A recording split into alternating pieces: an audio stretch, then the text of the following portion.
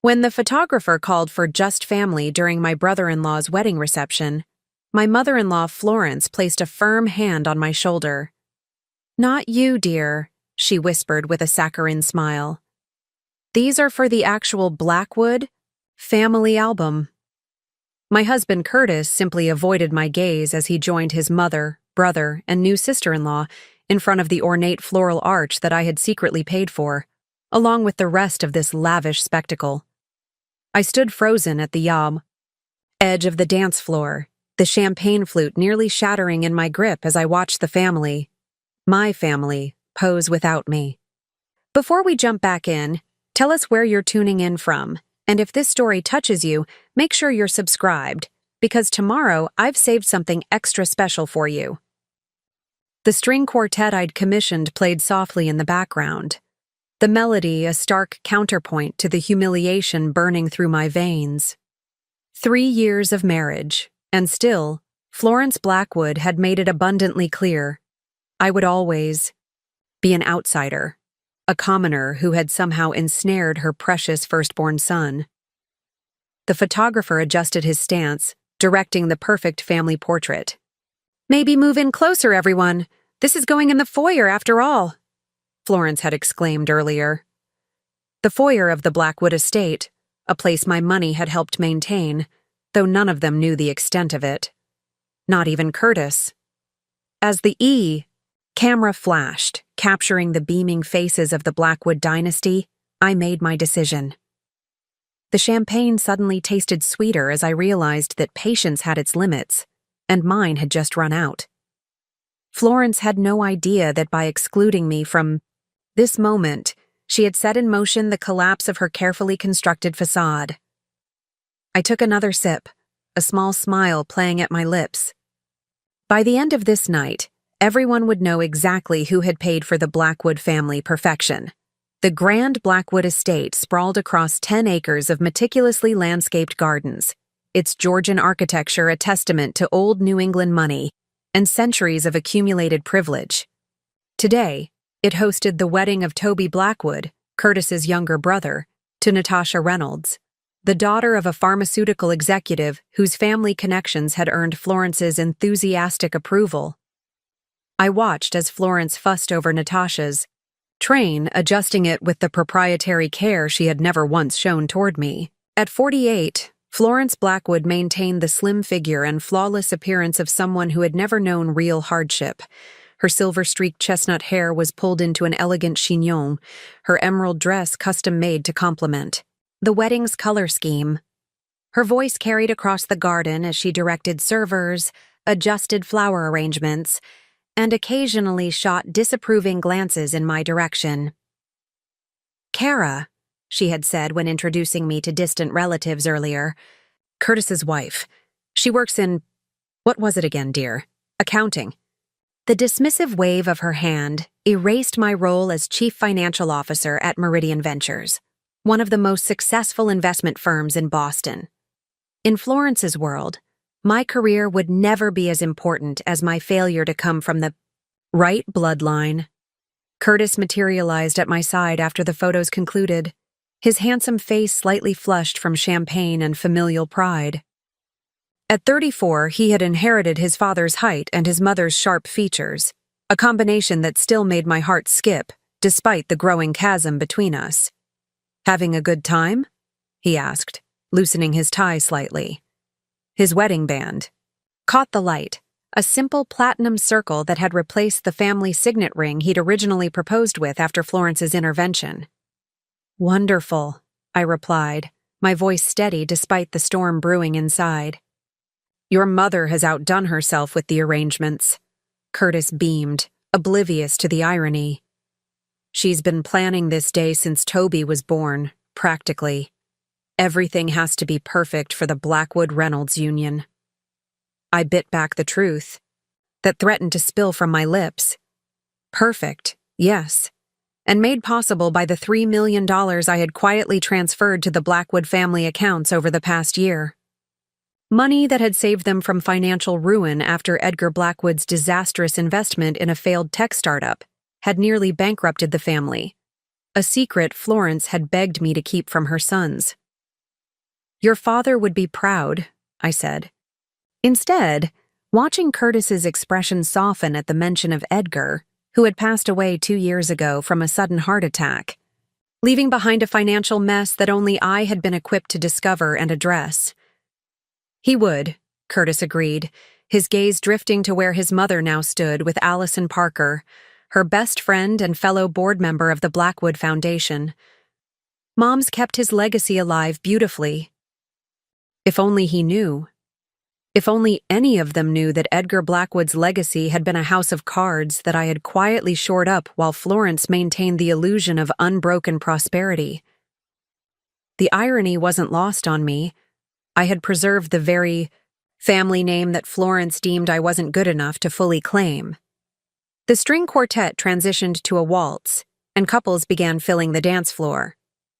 Curtis excused himself to speak with a college friend, leaving me alone once more at the periphery of the celebration. I watched as Florence held court among Boston's elite, her laughter tinkling like the crystal champagne flutes.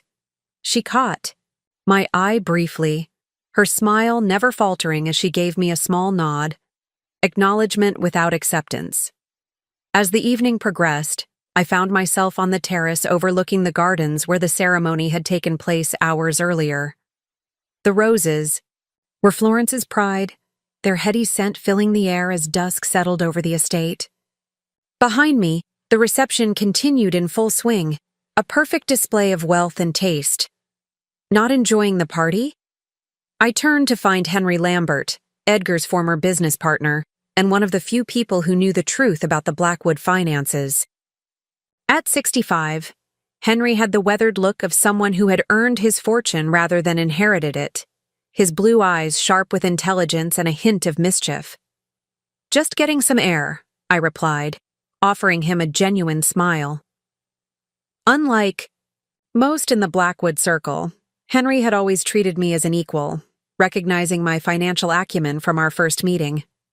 "I saw what happened with the photos," he said, joining me at the balustrade.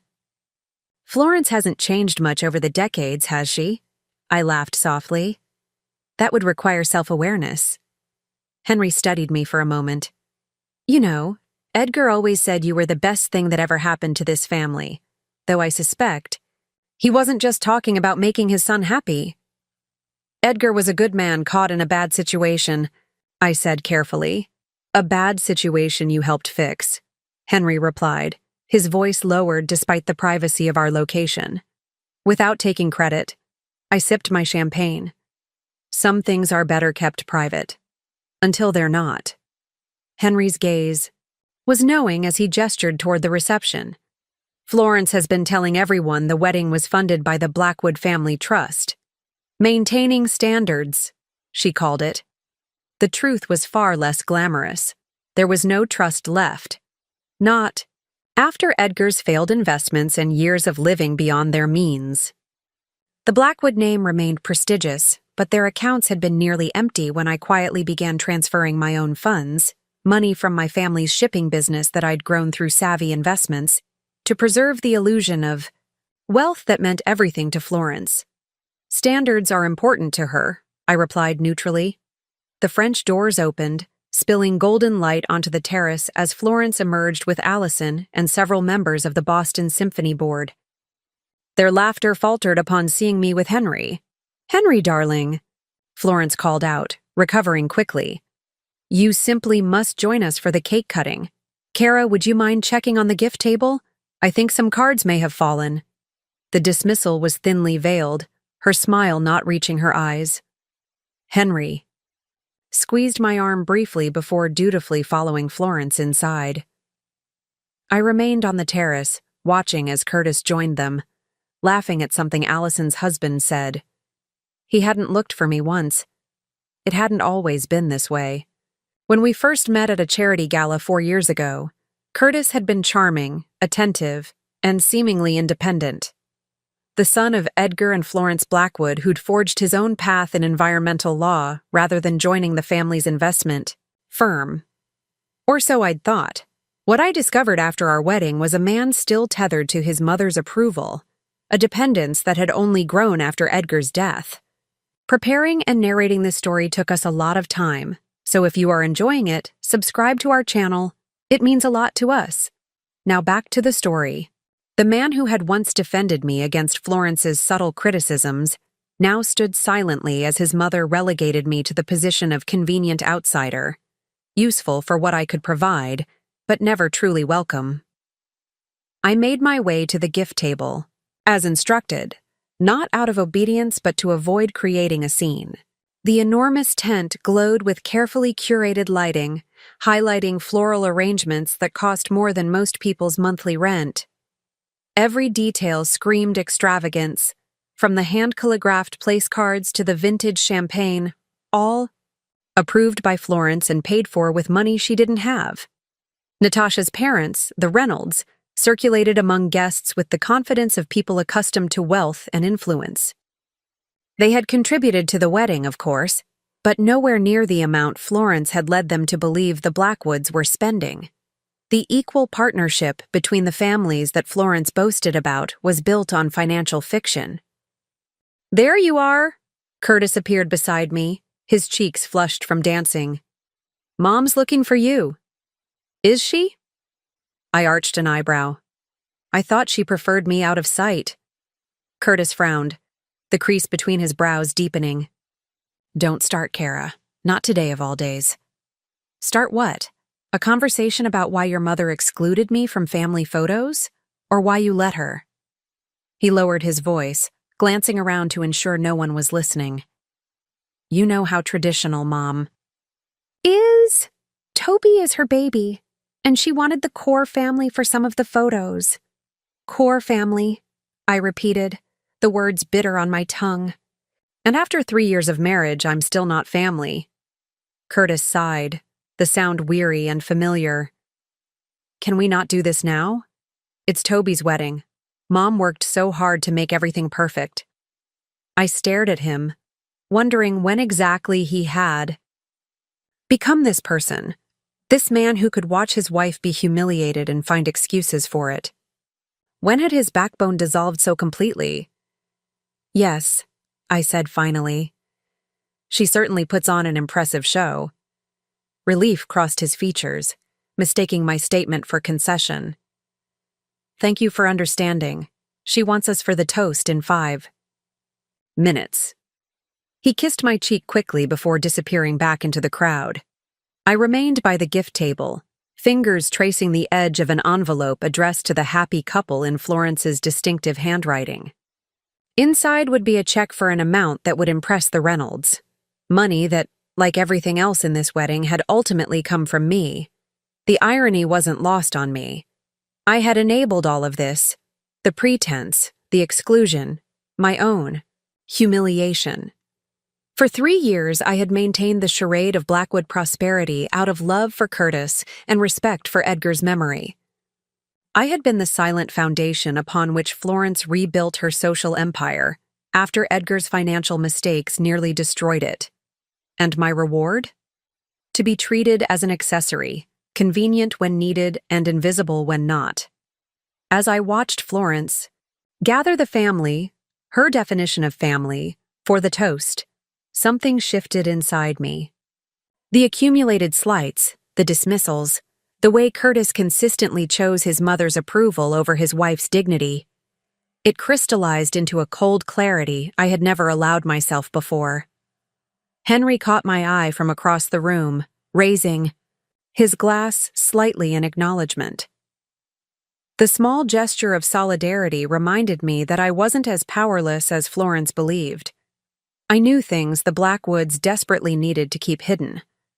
I controlled resources they desperately needed to maintain their facade. Florence clinked her knife against her crystal flute, silencing the room.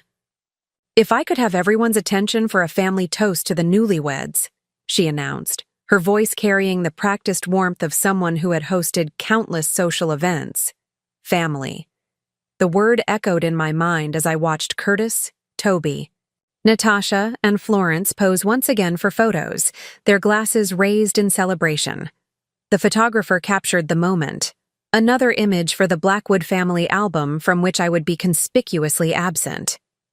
The reception continued with mechanical perfection, each moment choreographed to project the image Florence had spent months crafting. I found myself at a table with distant Blackwood relatives who asked polite questions about my work before quickly turning to gossip about people I didn't know. My isolation was by design. Florence's seating chart had strategically placed me away from anyone with actual influence. I was finishing my second glass of wine when Florence approached, her smile tight as she leaned down to speak in a hushed tone. "Kara, darling, would you mind helping the catering staff check on the dessert display? They seem to be falling behind, and I know how detail-oriented you are with these things." Another thinly veiled dismissal, another task deemed suitable for the outsider. Before I could respond, she continued. "Oh, and the photographer wants a few more family portraits before we lose the perfect sunset lighting. Curtis is waiting with everyone by the rose garden." I watched as she glided away, not waiting for my response, secure in her assumption that I would comply. From across the room, Natasha's mother observed the interaction, her expression curious. "I'll be there shortly," I called after Florence, loud enough for those nearby to hear. Her step faltered momentarily before she continued toward the French doors leading to the garden. I drained my wine and followed, not toward the kitchen as instructed, but toward the rose garden where the Blackwood family was assembling. The setting sun cast a golden glow over the meticulously maintained grounds, painting the scene in warm hues that the photographer was enthusiastically describing as absolutely perfect light. Florence stood center stage, arranging Toby and Natasha while instructing Curtis on where to stand. "There you are," she said when she spotted me approaching. "Did you speak with the catering staff?" "I thought I'd join the family photos first," I replied, stepping toward Curtis. Florence's smile remained fixed, but her eyes hardened. "Oh, we don't want to delay the kitchen. Besides, these are just the immediate family shots to complement the ones from earlier." "I am immediate family," I said quietly, my voice steady despite the anger building in my chest. "I'm Curtis's wife." A heavy silence fell over the group. Curtis shifted uncomfortably, looking between his mother and me with the expression of someone who wished to be anywhere else. Toby stared at his shoes while Natasha pretended to adjust her veil. "Of course you are, dear," Florence replied, her tone one would use with a difficult child. "But for these particular photos, we're looking for the Blackwood lineage specifically, for the family history records." "The Blackwood lineage," I repeated, feeling Curtis tense beside me. Fascinating how that lineage now includes Natasha after just a few hours of marriage, yet somehow excludes me after 3 years. Florence's facade cracked slightly, irritation bleeding through her polished exterior. "Kara, please don't make a scene. Not today. Is that what I'm doing? Making a scene by expecting to be treated as part of this family?" "Mother," Curtis finally spoke, his voice strained. "Perhaps we could take a few with Kara as well." Florence's expression shifted to one of wounded disappointment, a look I'd seen her deploy countless times to manipulate her sons. "Curtis, we've already discussed the specific shots needed for the family archive. We can certainly take casual photos with everyone later at the reception." "Casual photos," I echoed, the words bitter on my tongue, "as opposed to the official family record." The photographer, sensing tension, busied himself adjusting his equipment. Natasha's parents had wandered over, curious about the delay. "Is everything all right?" Mrs. Reynolds asked, her voice tinged with concern. "Absolutely," Florence assured her with a practiced smile. "We're just finalizing the family groupings. Kara was just leaving to check on the dessert presentation." That was the moment, the precise second when something inside me shattered. Not from the exclusion itself, which was merely the latest in a long pattern, but from the casual certainty with which Florence announced my departure. The absolute confidence that I would retreat, as I always had before, in the name of keeping peace. "No," I said, the word hanging in the air between us. I'm not. Florence's smile faltered. I beg your pardon? I said no, Florence. I'm not leaving. I'm not checking on desserts, I'm not stepping aside, and I'm not pretending anymore that your treatment of me is acceptable. Curtis stepped forward, placing a hand on my arm. Kara, please. I shook him off, my gaze fixed on Florence. 3 years, Florence. 3 years I've endured your subtle dismissals, your backhanded compliments, your systematic efforts to remind everyone that I'm not really a Blackwood. That ends today. This is hardly the time or place, Florence hissed, her composure slipping as guests began to notice the confrontation. On the contrary, I replied, my voice gaining strength. This seems like exactly the right time and place, surrounded by everyone you've been so desperate to impress with this extravagant display. The photographer had lowered his camera, clearly unsure whether to continue. Natasha's parents looked between Florence and me with undisguised interest, while Toby shifted uncomfortably beside his new bride. You've made your point, Florence said through clenched teeth. Now, if you'll excuse us— I'm not finished, I interrupted, my heart pounding but my voice steady. You've made it abundantly clear that I don't meet your standards for a Blackwood. I'm not from the right family, I didn't attend the right schools, and my accomplishments mean nothing because they weren't inherited. That's not fair, Curtis protested weakly. Isn't it? I turned to him, years of suppressed hurt flooding to the surface. When was the last time you defended me against your mother's treatment? When was the last time you chose me over her expectations? His silence was answer enough.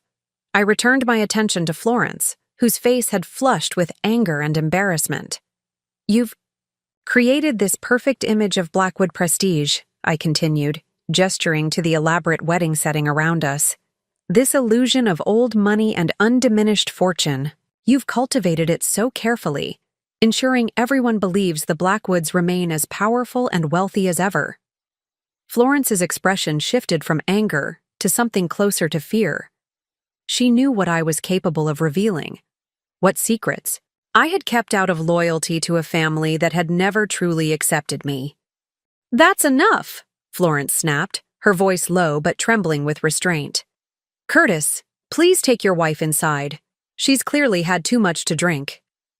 Curtis hesitated, caught between his mother's command and the dangerous glint in my eyes. Before he could decide, I stepped back. You're right, Florence. This isn't the time, I conceded, my voice calm despite the storm raging inside me. I apologize for the interruption. Please continue with your family photos. Relief washed over Curtis's face, while suspicion narrowed Florence's eyes. She knew me well enough to recognize that my retreat was unusual, but not well enough to understand what it signified. I turned and walked away, my head held high as whispers trailed in my wake. I found an empty room in the west wing of the mansion, Edgar's former study, now preserved like a museum exhibit. The space still carried whispers of his presence. Leather-bound books on finance, a half-empty bottle of his favorite scotch, framed photos of younger versions of Toby and Curtis. I poured myself a measure of the aged liquor, savoring its smoky warmth as I considered my next move. The confrontation in the garden had altered something fundamental within me. For 3 years I had suppressed my dignity, surrendered my place, all in the name of peace and out of love for Curtis. But what had that sacrifice earned me? A husband who wouldn't stand beside me, a mother-in-law who treated me as hired help, and a hollowness that had grown with each concession. I moved to Edgar's desk, running my fingers along the smooth mahogany surface. Unlike Florence, Edgar had welcomed me into the family, recognizing in me not just a suitable match for his son, but someone with the financial acumen to understand his predicament. When I discovered the extent of the Blackwood financial troubles, after his death, the mortgaged properties, the leveraged assets, the mounting debt, it was loyalty to his memory that had prompted me to intervene. You don't owe them anything, I whispered to myself, echoing words Henry had spoken months ago when I'd confided in him about the millions I'd quietly funneled into saving the Blackwood estate and reputation. The door opened, and Curtis stepped inside, his face drawn with tension. "There you are! What the hell was that about?" I took another sip of scotch, allowing the silence to stretch between us. "Tell me, Curtis, if your father were alive, would he have allowed your mother to treat me this way?" The question caught him off guard. "That's not fair. Dad's not here. And Mom is struggling in her own way." "That's not what I asked," Curtis sighed, pouring himself a drink. "No, Dad wouldn't have allowed it. He respected you, valued your opinion. He told me more than once how lucky I was. And yet you stand by while your mother systematically excludes me from your family. She's old-fashioned, Kara. She comes from a different generation, a different world. These traditions matter to her. Do they matter more than I do?" His hesitation told me everything. Curtis wasn't a cruel man, just a weak one, too accustomed to the path of least resistance where his mother was concerned. "You embarrassed her in front of everyone," he finally said, deflecting rather than answering. "After she humiliated me." Again. I set down my glass with deliberate care. "Do you know what she said to me last week when we were discussing the wedding arrangements? She said she was relieved the Blackwood name would continue through Toby and Natasha, since we haven't yet provided her with grandchildren, as if my bloodline would taint the precious Blackwood legacy." Curtis winced. "She didn't mean it that way." "Yes, Curtis, she did, and we both know it." I moved to the window, watching the last golden rays of sun disappear behind the ancient oaks that lined the property. "Your mother has made it clear from day one that I'm not good enough for her son, not worthy of the Blackwood name, and you've made it equally clear that you won't challenge her on it. What do you want from me, Kara? She's my mother, and I'm your wife. Or at least, I thought that meant something." The weight of unspoken truths hung between us. Curtis had never known how close his family had come to financial ruin, how his mother had begged me, ironically on her knees in this very study, to save them from bankruptcy and social disgrace. "I need some time to think," I said finally. "Go back to the reception. Your mother will be looking for you. Kara, just go, Curtis, please." After he left, I remained in the study, formulating what I knew must come next. The confrontation in the garden had been impulsive, fueled by years of accumulated hurt. What followed would be anything but. Florence Blackwood had built her world, on appearances, on the illusion of undiminished wealth and status. It was time to shatter that illusion, to reveal the fragile foundation upon which her superiority rested. I opened Edgar's laptop, still kept in the desk drawer, its password unchanged since his death. With a few keystrokes, I accessed the financial records I'd meticulously maintained, documenting every transfer, every loan, every penny I'd provided, to keep the Blackwood name afloat after Edgar's disastrous investments, $3 million. The number stared back at me from the screen, cold and undeniable. Money transferred from my personal accounts to various Blackwood holdings labeled as investments but functionally gifts. Money that had paid for renovations to the estate, settled outstanding debts, and yes, funded Toby and Natasha's extravagant wedding down to the last orchid in the centerpieces. I had never intended to use this information as leverage. It had been a private choice made out of respect for Edgar and love for Curtis. But Florence had pushed me past the point of quiet sacrifice, and Curtis had made his allegiance clear. My phone chimed with a text from Henry. "Everything okay? Quite a scene by the roses." I replied simply, "It will be. Meet me for breakfast." "Tomorrow?" His response came quickly. "The usual place, 8 a.m. I shut down the laptop and took a final look around the study. On the bookshelf stood a photo of Curtis and me on our wedding day, the one Edgar had insisted on displaying despite Florence's objections. In it, we looked impossibly young and happy, unaware of the fault lines that would eventually fracture. Our marriage. With quiet determination, I rejoined the reception, moving through the crowd with practiced ease. I accepted condolences from a few guests who had witnessed the scene in the garden, deflected concerned questions from others, and maintained the polite facade that had become second nature in Blackwood circles. Florence watched me warily from across the room, no doubt surprised by my composed return. She couldn't know that her victory was temporary, that her dismissal of me had finally broken the last thread of loyalty binding me to her secrets. As I raised my glass during Toby's best man's toast, I caught Florence's eye and smiled. Not the placating smile she was accustomed to, but something new and dangerous. For just a moment, unease flickered across her perfect features, a premonition of what was to come. By tomorrow evening, everyone in Florence Blackwood's carefully curated social circle would know exactly who had been bankrolling the family's continued prosperity. Everyone would understand that the woman Florence deemed unworthy of family photos was the very reason the Blackwood estate remained in Blackwood hands. The foundation of Florence's world was about to crumble, and I would be there to watch it fall. The Blackwood Bistro occupied a corner of Boston's financial district, its understated elegance a magnet for the city's power brokers. Henry was already seated at our usual table by the window when I arrived the next morning. The Sunday edition of the Boston Herald spread before him. "You look remarkably composed for someone who caused quite a stir at the wedding of the season," he remarked, folding his newspaper as I slid into the seat across from him. "Practice," I replied, accepting the coffee the waiter poured without being asked. Henry and I had been meeting here monthly since Edgar's death, a tradition that had begun as financial damage control and evolved into something like friendship. "Florence is making calls this morning," Henry said, his tone casual but his eyes watchful. "Damage control, telling everyone you were overwhelmed by emotion." I smiled thinly. How considerate of her. "She's worried, not just about appearances, though God knows that's her primary concern. She's worried about what you might say." "She should be." Henry leaned forward, his weathered face serious. "What are you planning, Kara?" I took a sip of coffee, considering my answer carefully.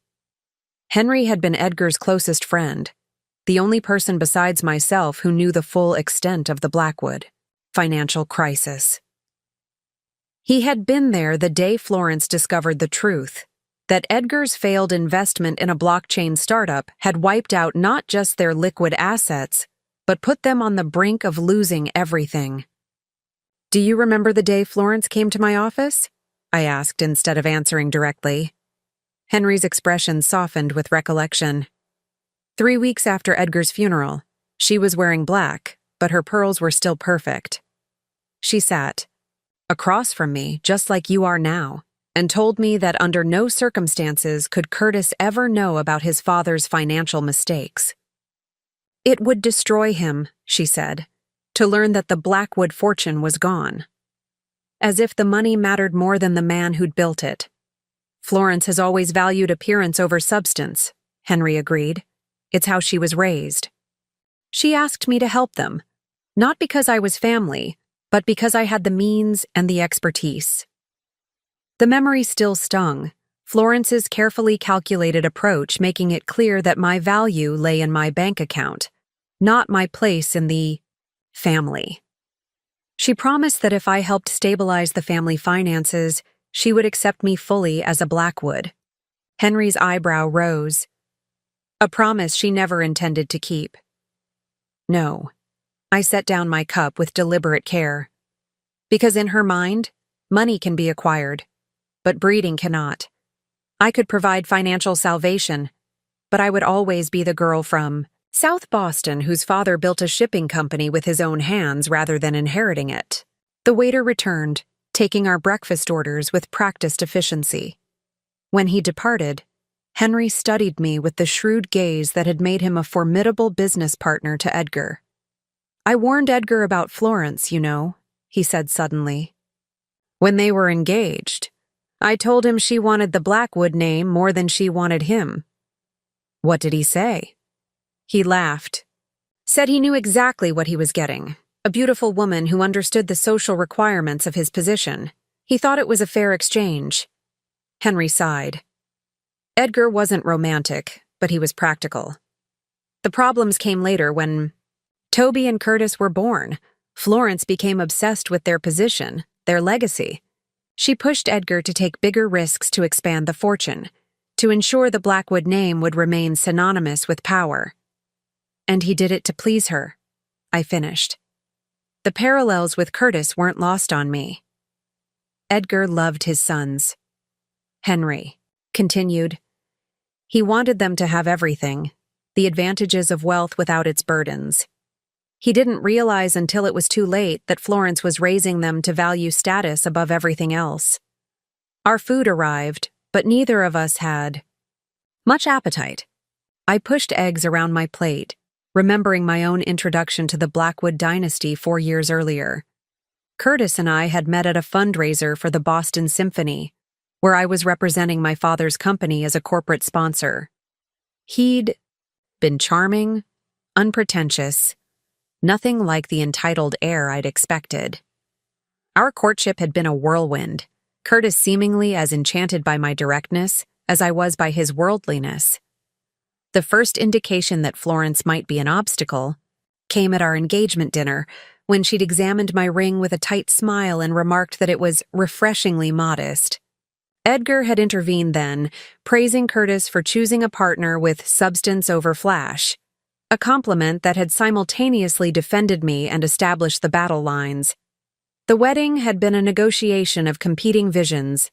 Florence pushing for an extravagant society affair, me preferring something more intimate. Edgar had brokered a compromise, but Florence's disapproval had been evident in every detail she managed to control, from the seating arrangement that separated my family from hers to the wedding announcement that mentioned my father's business, in the vaguest possible terms. After the wedding, Florence's campaign had become more subtle but no less persistent. Invitations to family events would arrive at the last minute, making it difficult for me to attend. Conversations would pivot to shared history from which I was excluded. Photos would be arranged as they had been yesterday, with me conveniently absent from the frame. "What did Curtis say when you returned to the reception?" Henry asked, interrupting my memories. "Nothing of consequence." I set down my fork. He avoided me for the rest of the evening, then came home late claiming he needed to help Toby with wedding night jitters. Henry's expression was sympathetic. "And this morning?" "He was gone before I woke up. Left a note saying he was meeting his mother for brunch to smooth things over." The hurt was still fresh, Curtis's choice once again crystal clear. "I've provided $3 million to save the Blackwood family from ruin, and I'm still the outsider who needs to be managed rather than included. So what now?" Henry asked. "What are you planning to do with all this history? All these slights and betrayals?" I met his gaze steadily. "I'm going to tell the truth, Henry. The whole truth. About the Blackwood finances, about who's been quietly funding their lifestyle, about who really paid for yesterday's extravagant display. You realize what that will do to them? To their standing in Boston society? To Curtis?" "Yes," I replied simply. "I do." Henry considered me for a long moment, then reached into his suit jacket and withdrew a slim envelope. "Then you might want this." Inside was a formal invitation to the post-wedding brunch Florence was hosting that afternoon at the Blackwood Country Club, a final showcase of the family's supposed prosperity before the newlyweds departed for their honeymoon. "She didn't send me one," I said unsurprised. "No, but as a longtime family friend and Edgar's former business partner, I received a +1. Henry's eyes twinkled with mischief despite the seriousness of our conversation. "Florence was quite clear that Curtis would be attending alone, as you were indisposed after yesterday's scene. The perfect opportunity. A gathering of Boston's elite, the Reynolds family, and the Blackwood inner circle, all in one place, all still basking in the glow of the wedding's apparent success." "What time does it start?" I asked, slipping the invitation into my purse. 2 o'clock, which gives us— He checked his watch. 4 hours to prepare. Us? Henry's smile was grim. Edgar was my best friend for 40 years. I promised him, on his deathbed, that I'd look out for his family. I think he'd agree that sometimes looking out for someone means forcing them to face the truth, however uncomfortable it might be. I reached across the table and squeezed his hand, grateful for this unexpected alliance. Thank you, Henry. Don't thank me yet, he warned. What you're planning won't just expose Florence, it will change everything, including your marriage. Are you prepared for that? I thought of Curtis, of the man I'd fallen in love with and the man he'd become under his mother's influence. I thought of the years I'd spent trying to earn my place in a family that would never truly accept me. I thought of the dignity I'd surrendered, the humiliation I'd endured, all for the sake of keeping peace. Yes, I said finally. I'm ready. The Blackwood Country Club gleamed in the afternoon sunlight, its Georgian columns and manicured lawns a testament to old Boston money. Valets in crisp uniforms received luxury cars at the circular drive, while uniformed staff discreetly guided guests toward the terrace where champagne flowed freely. The post-wedding brunch was Florence's final act in the 3-day spectacle she had orchestrated, a carefully choreographed display of wealth and influence. Henry and I arrived precisely at 2:30, late enough to ensure most guests had assembled but not so late as to miss the formal toasts. I had chosen my outfit with surgical precision, a cream Chanel suit I'd worn to my first board meeting at Meridian Ventures, pearl earrings that had belonged to my grandmother, and the diamond bracelet Edgar had given me on my first Christmas. As a Blackwood. Ready? Henry asked as we approached the entrance. I nodded, my heart steady despite the magnitude of what I was about to do. This wasn't a rash decision, not an emotional response to yesterday's humiliation, but the culmination of years of calculated patience. Florence spotted us the moment we stepped onto the terrace, her champagne flute pausing halfway to her lips as her eyes narrowed in disbelief. Beside her, Curtis paled visibly, his gaze darting between his mother and me as if witnessing an impending collision he was powerless to prevent. Henry! Florence recovered quickly, gliding toward us with practiced grace. I wasn't expecting— Her eyes flickered to me. Both of you. I hope you don't mind, Henry replied smoothly. Kara and I had some business to discuss, and I thought, why not kill 2 birds with 1 stone? Florence's smile remained fixed, though her eyes hardened. How efficient.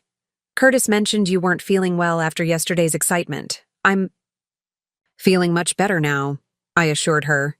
Clear-headed, in fact. Something in my tone must have alerted her to danger, because Florence's smile faltered momentarily before she regained her composure. Well, we're delighted you could join us. Curtis, darling, look who's here. Curtis approached, tension evident, in every line of his body. Kara, I thought we agreed you'd rest today. Did we? I tilted my head. I don't recall agreeing to anything, actually. Before he could respond, Natasha's father called for everyone's attention, raising his glass for a toast to the newlyweds who stood beaming near the stone balustrade overlooking the golf course. Toby, handsome in a navy blazer, had his arm around Natasha, whose white sundress complemented her post-wedding glow. To my beautiful daughter and her wonderful new husband, Mr. Reynolds proclaimed, and to our new extended family, the Blackwoods, who have welcomed Natasha with such warmth and generosity. This weekend has been nothing short of magnificent, a testament to the grace and tradition of these 2 great families joining together. Applause rippled through the crowd as glasses were raised. I sipped my champagne slowly, noting how Florence basked in the approval, her posture straightening with pride. And a special thank you to Florence, Mr. Reynolds continued, for orchestrating such a spectacular celebration. The flowers, the music, the venue, every detail was absolute perfection. Florence inclined her head modestly, though the satisfaction in her eyes was unmistakable. The Blackwood family has always believed in honoring tradition, she replied. Nothing but the best for our Toby and his bride. It was the opening I'd been waiting for. Speaking of the best, I said, my voice carrying across the sudden lull in conversation, I'd like to propose a toast as well. Florence's smile froze as every head turned toward me. Curtis took a half step forward as if to intervene, then stopped, perhaps realizing the scene that would cause. I raised my glass. To Florence Blackwood, who understands better than anyone the importance of appearance, who knows that perception is reality in certain circles. I paused, meeting her increasingly, wary gaze, and who has managed to maintain the illusion of Blackwood prosperity with remarkable determination. A confused murmur rippled through the gathering. Florence's knuckles whitened around her champagne flute. "Kara," Curtis warned quietly. I continued, as if I hadn't heard him. The truth is, none of this would have been possible without significant financial support. I gestured to encompass the elegant setting, the lavish food, the expensive champagne. The wedding, this brunch, even the maintenance of the Blackwood estate itself. All of it funded not by the legendary Blackwood fortune, which sadly no longer exists, but by the very person Florence deemed unworthy of appearing in family photographs. The silence that followed was absolute. Florence's face drained of color as the implications of my words sank in. Beside her, Allison Parker's mouth formed. A perfect O of shock. "What are you talking about?" Natasha's father demanded, looking between Florence and me with growing concern. Henry stepped forward, his presence lending authority to my claims. "What Kara is saying, Mr. Reynolds, is that the Blackwood family has been financially insolvent since Edgar's death 2 years ago. The only reason they've maintained their lifestyle, their social standing, and yes, the ability to host your daughter's wedding, is because Kara has been quietly funding them with her own money.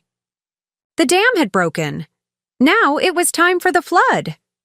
"That's absurd," Florence sputtered, forcing a laugh that sounded brittle even to her own ears. "Henry, really, what a ridiculous joke!" But Henry wasn't smiling. Neither was I, and the silence that stretched across the terrace was growing heavier by the second. "It's not a joke, Florence," I said quietly, reaching into my clutch to withdraw a slim folder. "I have the financial records right here. Every transfer, every loan, every penny. I've provided over the past 2 years to maintain the illusion that the Blackwoods remain financially solvent." Curtis stepped forward, his face ashen. "Kara, this isn't the place." "Actually, it's the perfect place," I countered. "Surrounded by all the people Florence has been desperate to impress with money she doesn't have. With a wedding, she didn't. Pay for." Mrs. Reynolds placed a protective hand on her daughter's arm. "Is this true? We were under the impression that our families were contributing equally to the wedding expenses." "Equally?" I couldn't help but laugh. "The Reynolds family contributed $200,000 toward this wedding. A generous sum, certainly. But the total cost? Just over $800,000. And the remaining $600,000? That came from me." Gasps rippled through the crowd. Florence's eyes darted around the terrace, calculating how to salvage the situation. "I don't know what kind of game you're playing," she began, her voice strained. "But this is a private family matter that we can discuss at home. That's the problem, Florence. I'm not family. You've made that abundantly clear. So let's discuss it right here in front of all your esteemed guests." I opened the folder and withdrew a document. This is a statement from Meridian Financial, showing the transfer of funds from my personal account to the wedding vendor accounts. You'll notice Florence insisted that all payments be processed through her event planner to maintain the appearance that the Blackwoods were footing the bill. Mr. Reynolds, a businessman first and foremost, stepped forward to examine the document. His expression hardened as he scanned the figures. "And it's not just the wedding," I continued, ruthlessly exposing 2 years of deception. "The mortgage, on the Blackwood estate was in foreclosure after Edgar's death. The taxes hadn't been paid in over a year. The family investment portfolio had been liquidated months before to cover crushing debt from a failed venture. Toby, looking stricken, turned to his mother. "Mom, is this true?" Florence's composure was crumbling. The carefully cultivated image of Blackwood prosperity, the foundation of her social standing, her self-worth, was disintegrating before her eyes. "Your father made some unfortunate investments," she admitted finally, her voice barely audible. "But Kara offered to help. She insisted—" "Insisted?" Henry interrupted, his tone incredulous. "Florence, you came to her office. You begged for her assistance. After you swore me to secrecy," I added. "After you made me promise never to tell Curtis or Toby the truth about their father's financial mistakes. After you promised that if I helped, you would finally accept me as part of the family."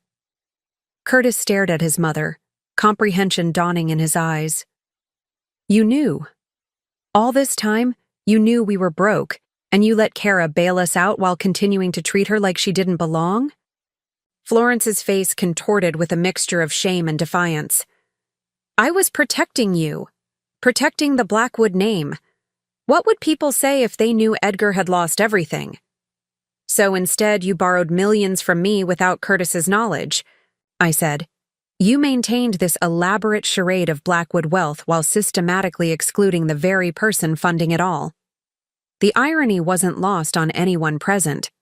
Murmurs spread through the gathered guests, eyes darting between Florence, Curtis, and me with a mixture of shock and fascination. Boston's elite loved nothing more than the fall of one of their own. Natasha, her wedding glow fading rapidly, looked between her new husband and her in-laws with growing horror. "Toby, did you know about this?" "Of course he didn't," I answered for him. Florence was determined that no one would know, especially not her sons. She believed it would destroy their confidence, tarnish their birthright. I met Florence's gaze directly. She couldn't bear for them to know that their prestigious Blackwood name was worth less than the paper it was printed on. Allison Parker, Florence's closest ally in the social hierarchy, had already begun edging away, distancing herself from the rapidly unfolding scandal. Others were doing the same, whispering behind hands and discreetly checking their watches. "This is unconscionable," Mr. Reynolds declared, his face flushed with anger. "We joined our daughter to your family under false pretenses. Had we known the Blackwoods were financially dependent on a daughter-in-law you apparently don't even respect enough to include in family photographs." "Dad, please," Natasha interjected, clearly mortified. "No, Natasha. This goes beyond embarrassment. This is fraud." He turned to Florence, years of business negotiations giving steel to his voice. "You deliberately misrepresented your financial situation to our family." Florence's hands trembled as she set down her champagne flute. "Michael, please, the children shouldn't suffer for my—" "For your what, Florence?" I asked quietly. "Your pride? Your deception? Your absolute refusal to acknowledge that the precious Blackwood legacy means nothing without the money to maintain it?" Curtis moved to stand beside me, his face a battlefield of conflicting emotions. "Why didn't you tell me?" he asked, his voice breaking slightly. "All this time you've been supporting us and I had no idea. Because your mother made me promise not to," I replied simply. "She said it would devastate you to learn that your father had lost everything, that it would undermine your confidence in the Blackwood name. And I believed her, because I loved you." The past tense wasn't lost on him. His eyes searched mine, finding not the anger he expected, but something worse. Resignation. The perfect silence that had fallen over the gathering was broken by the sound of Florence's pearl bracelet hitting the terrace's stone floor as she sank into a chair, her legs no longer able to support her. The illusion of Blackwood invincibility had finally shattered. The elegant brunch disintegrated with surprising speed. The Reynolds family huddled in fierce conversation, their anger palpable. Society matrons who had once fawned over Florence now whispered behind their hands, eyes gleaming with the excitement of fresh scandal. The catering staff, sensing disaster, began quietly clearing plates while avoiding eye contact with anyone. "I think we should leave," Henry murmured, placing a steadying hand at my elbow. I nodded, suddenly aware of the weight of what I'd done. Not regretful. Florence's humiliation had been earned through years of calculated cruelty, but sobered by the collateral damage. Toby stood shell-shocked beside his new bride, the honeymoon glow replaced by the pallor of someone whose foundations had crumbled. Curtis remained frozen beside me, his gaze fixed on his mother's collapsed figure. "Curtis," I said softly, "we need to talk, but not here." He nodded mechanically. "I'll meet you at home." Henry guided me through the dispersing crowd, nodding farewell to those brave enough to make eye contact. As we reached the entrance, a hand caught my arm. I turned to find Toby, his familiar features, so like Curtis's but softer somehow, twisted with confusion. "Is it true?" he asked, his voice barely audible. "All of it?" "Yes," I replied simply. "I'm sorry you had to find out this way, Toby. Your father wanted to protect you both." "And my wedding? The honeymoon villa in Tuscany? The trust fund mother said was waiting for us?" I hesitated. "The wedding was real, the villa. I arranged it as a gift to you and Natasha. But there is no trust fund, Toby. Not anymore." His face crumpled briefly before he regained control. "Thank you for telling me the truth. Finally." He glanced back at Natasha, who was engaged in intense conversation with her parents. "I should get back." As Henry drove us away from the country club, I watched the elegant white building recede in the side mirror, feeling oddly disconnected from the chaos I'd left behind. "You did what needed to be done," Henry said finally, breaking the silence that had stretched between us. "Did I?" The question wasn't rhetorical. "I've just destroyed Curtis's family." "No," Henry's voice was firm. "Florence destroyed her family when she chose pride over honesty. You simply revealed the truth." We returned to Henry's Beacon Hill townhouse, a refuge from the storm that would undoubtedly follow. His housekeeper, Mrs. Collins, took one look at our faces and wordlessly produced a pot of strong tea and a plate of shortbread before discreetly disappearing. "What happens now?" I asked, cradling the delicate china cup between my palms. Henry settled into his leather armchair, looking every bit the successful businessman despite the emotional turmoil of the afternoon. "Florence will attempt damage control. She's remarkably resourceful. She'll find some way to reframe the narrative." "It won't work," I said. "Not this time. Too many people heard the truth." "No, it won't work," he agreed. "The Reynolds family alone will ensure the story spreads through every corner of Boston society. By tomorrow, Florence Blackwood's carefully constructed empire will be in ruins." The thought brought less satisfaction than I'd anticipated. "And Curtis?" Henry's expression softened. "That depends largely on you, my dear, and on him." My phone buzzed with incoming messages. Curtis, asking when I'd be home. Toby, demanding more answers. And surprisingly, Natasha, thanking me for my honesty despite the terrible timing. I set it aside, not ready to engage with any of them yet. "There's something else you should know," Henry said after a moment, reaching for a folder on the side table. "Something Edgar asked me to keep until the time was right."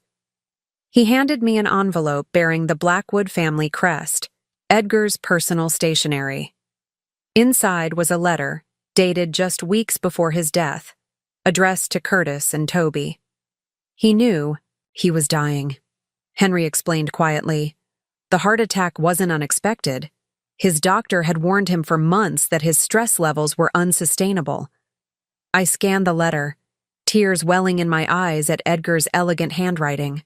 It was a confession and an apology for the financial mistakes that had decimated the family fortune, for allowing Florence's obsession with status to overshadow their lives, for not having the courage to tell them the truth while he was alive. And there, in the final paragraph, was a message that made my breath catch. To Curtis. In Kara, you have found someone of true value, not the hollow value your mother places in names and lineages, but the substance of character, intelligence, and genuine compassion. She sees you, son, not the Blackwood name or fortune. When you have nothing else, remember that is everything. He wanted them to know, I whispered. Henry nodded. Eventually, yes. But he knew Florence would fight it with everything she had. He asked me to wait, to watch over all of you, and to help when the time came to bring the truth into the light. So, this was always going to happen, I realized. In some form or another, Henry agreed. Florence's illusion was unsustainable. The only question was, how much damage would be done before reality broke through? I folded the letter carefully and returned it to its envelope. I need to show this to Curtis. Yes, Henry agreed. But first, he hesitated, then continued, with characteristic directness. You need to decide what you want from him, because after today, nothing between you will be the same. The question caught me off guard. What did I want from Curtis? When I'd married him, I'd wanted a partner, an equal, someone who would stand beside me, not behind his mother. Today had exposed not just Florence's deception, but Curtis's weakness, his willingness to sacrifice my dignity rather than challenge his mother's authority. I don't know, I admitted finally. Part of me wants to walk away, to leave them all, to deal with the consequences of Florence's pride. And the other part? I thought of Curtis, not as he'd been today or yesterday, but as he was when we first met. His genuine laugh, his passion for environmental law, his tentative steps toward independence from his family's expectations. That Curtis had been worth fighting for. Was he still there, beneath the layers of his mother's influence? The other part remembers why I fell in love with him, I said softly, and wonders if, freed from his mother's manipulation, he might become that person again. Henry nodded thoughtfully. Then perhaps today's revelations, painful as they are, offer an opportunity for both of you. My phone buzzed again. Curtis, asking where I was, his concern evident even in text. I gathered my clutch and stood. I should go, I said. Florence may have lost her power, but there's still much to resolve. Henry walked me to the door. Remember, Kara, you've done nothing wrong. Florence asked for your help, then punished you for providing it. Whatever happens next, don't carry her shame as your own. The townhouse Curtis and I shared in Back Bay was silent when I arrived. No lights burned in the windows, no sign of Curtis's car in our designated parking space. I wasn't surprised. He was likely still dealing with the aftermath at the country club, attempting to salvage what remained of the Blackwood reputation. I poured myself a glass of wine and settled in the living room, Edgar's letter on the coffee table before me. Outside, the afternoon light was fading, casting long shadows across our carefully curated furnishings. Furnishings I had paid for, though Curtis believed they came from what remained of his trust fund. So many lies, so many careful omissions, and half-truths, all designed to protect the fragile male ego and the precious Blackwood name. My phone chimed with a text from Henry. Florence left the club with Allison. Curtis searching for you. Toby and Natasha's flight to Italy canceled. The dominoes were falling exactly as expected. Florence would be strategizing with her closest ally. Curtis would be caught between concern for me and loyalty to his mother. And the newlyweds' plans were collapsing alongside the family facade. I hadn't specifically planned for this day, hadn't engineered Florence's exclusion of me from the wedding photos or her dismissive treatment throughout the weekend. But I had prepared for the moment when my patience finally ran out, when the accumulated slights and dismissals reached critical mass. The financial documentation in my clutch was no spontaneous collection. It had been meticulously prepared months, ago, updated regularly, and stored securely for the day when Florence's treatment of me finally crossed the line from bearable to unacceptable. The sound of a key in the lock announced Curtis's arrival. He entered slowly, his suit jacket draped over one arm, his tie loosened, looking every bit as exhausted as I felt. "You're here," he said simply, dropping his keys on the entryway table. As promised. He crossed to the bar cart and poured himself a generous measure of scotch, downing half before turning to face me. "You've destroyed her, you know." "She destroyed herself, Curtis. I merely exposed what she's been hiding. In front of everyone who matters to her. To us." There was accusation in his voice, but uncertainty too. "Did you plan this from the beginning? Was it all some elaborate scheme? To what end? Humiliating your mother?" "Believe me, Curtis, if that had been my goal, I could have achieved it long before now." I gestured to the space between us. "This was never about revenge. It was about dignity. About finally being acknowledged as your wife, not just your mother's convenient financial safety net." He sank onto the sofa across from me, the fight draining from him. "Why didn't you tell me? About the money, about all of it?" "Because your mother made me promise not to. Because she convinced me that learning about your father's financial failures would devastate you." I studied his face, searching for the man I'd married beneath the shell of Florence's making. "And because part of me hoped that eventually you would see me, really see me, without needing to know what I'd done for your family." Curtis stared into his glass, the amber liquid catching the fading light. "Dad really lost everything?" "Not everything," I corrected gently. "He lost money, Curtis, assets, things that can be replaced. But he never lost his integrity, his kindness, or his love for you and Toby." I reached for Edgar's letter. "Henry gave me this today. Your father wrote it before he died. I think you should read it." His hand trembled slightly as he took the envelope, recognizing his father's handwriting. Immediately, as he read, the color drained from his face, then returned in a flush of emotion. When he finally looked up, his eyes were wet. "He knew," Curtis whispered. "He knew what would happen to us without him there to balance her need for status." "He knew," I agreed. "And he trusted that eventually the truth would come out, that you and Toby would be strong enough to face it." Curtis set the letter carefully on the table between us. "I've been a coward." "No," I disagreed. "You've been a son who loved his mother and wanted her approval. There's no shame in that. But there is shame in standing by while she systematically excluded my wife from our family, while she took your money with one hand and pushed you away with the other." He leaned forward, elbows on knees, head bowed. "I knew something was wrong, sensed it, but I didn't want to see it. It was easier to let you handle Mother, to avoid the conflict." "Yes," I said simply. There was no point denying what we both knew to be true. "What happens now?" he asked, echoing my earlier question to Henry. "That depends on what you want, Curtis." "And what I want?" He looked up sharply. "Are you leaving me?" The question hung between us, loaded with fear and possibility. Was I? The revenge I'd enacted against Florence had been satisfying in the moment, but it hadn't erased the years of hurt or Curtis's failure to stand beside me.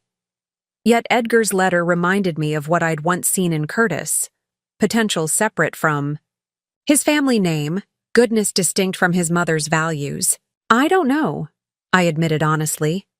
"I love the man I married, the man who saw me for himself, who valued my mind and my heart above my family connections or lack thereof. But that man has been increasingly absent these past 2 years, replaced by someone who watches silently while his mother undermines and excludes his wife." Curtis winced but didn't deny it.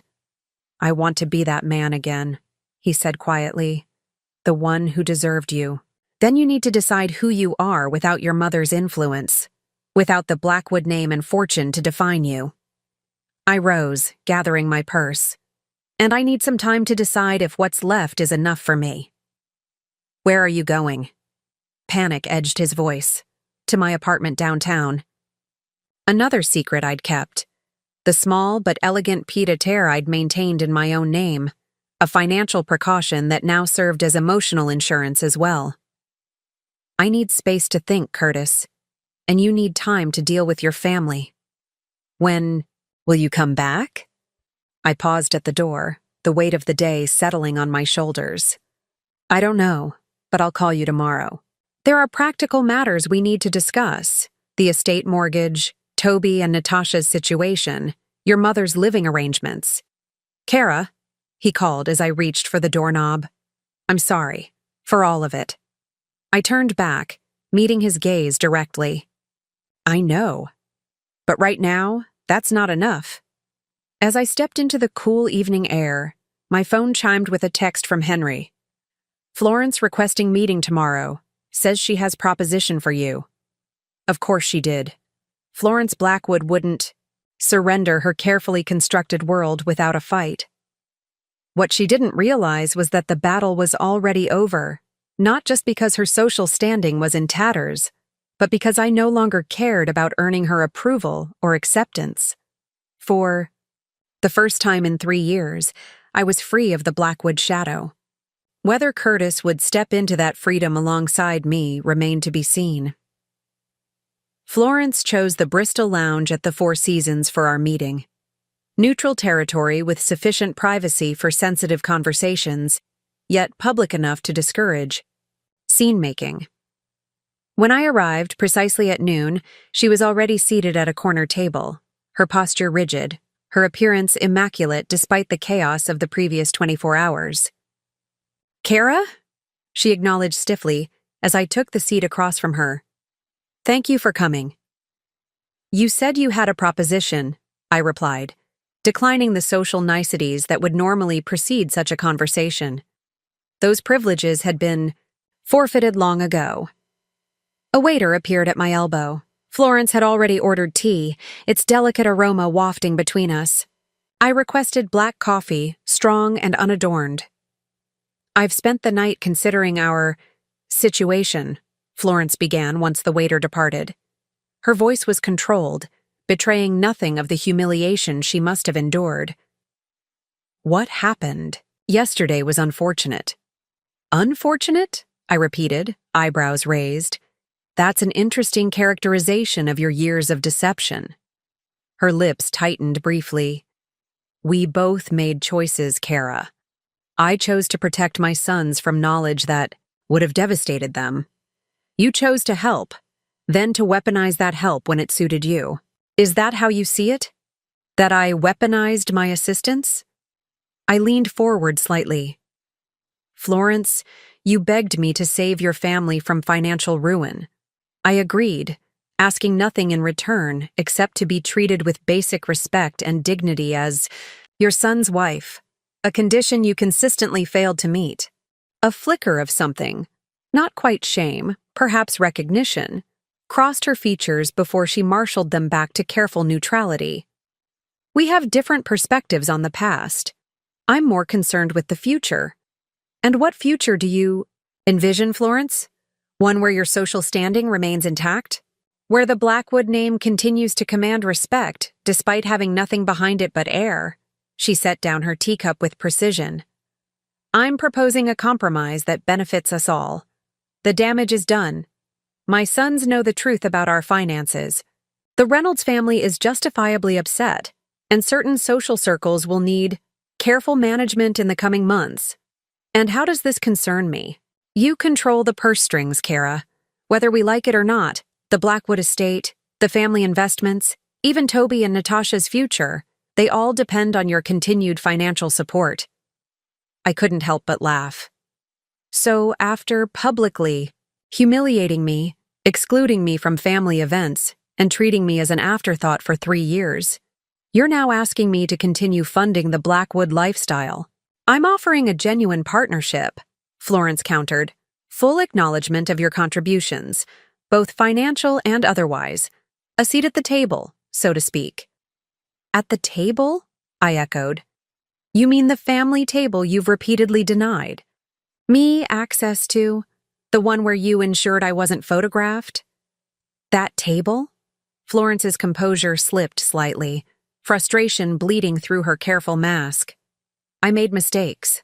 I allowed my concerns about Curtis's choice to cloud my judgment. My background, you mean? My lack of pedigree?